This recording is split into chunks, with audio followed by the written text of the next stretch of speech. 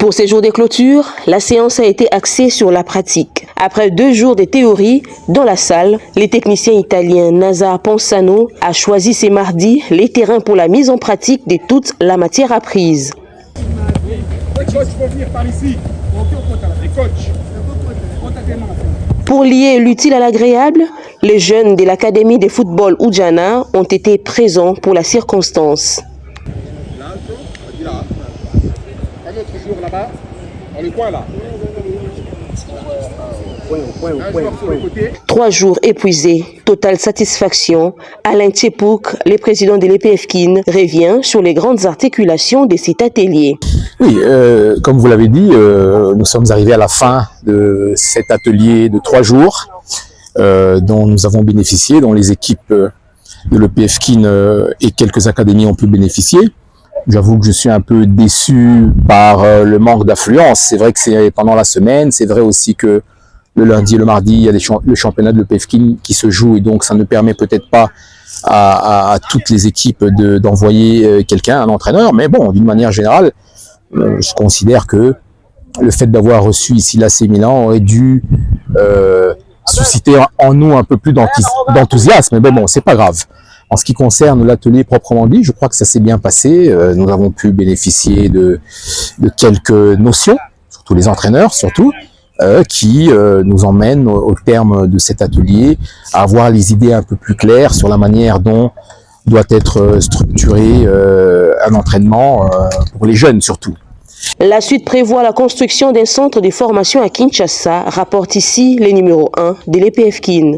Prise en charge par l'AC Milan dans le cadre justement de ce projet. Vous savez que ce projet consiste dans le paiement d'une certaine somme par la République démocratique du Congo à l'AC Milan et en échange de cela, comme on l'a déjà dit plusieurs fois, l'AC Milan doit faire la promotion du tourisme de la RDC, la promotion du tourisme en RDC à travers le fameux Visit DRC ou Visit Congo, mais aussi l'AC Milan doit mettre sur place une académie qui doit concourir donc à un meilleur encadrement de nos jeunes talents, à de meilleurs entraînements, à des entraînements de qualité supérieure.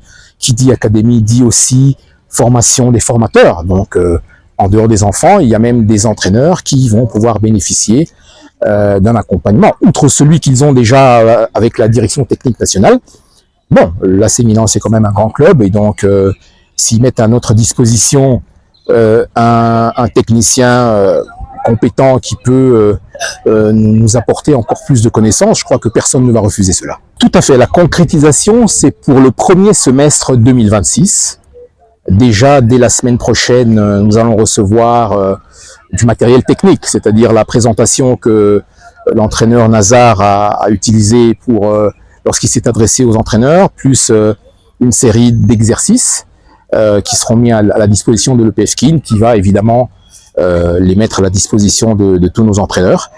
Donc ça, c'est déjà la première étape, mais en termes d'implantation de l'académie elle-même, c'est, comme je disais, c'est dans le premier semestre 2026 que cela va se faire, notamment conformément aux différents accords du contrat qu'il y a entre la RDC et l'AC Milan, que je ne connais pas.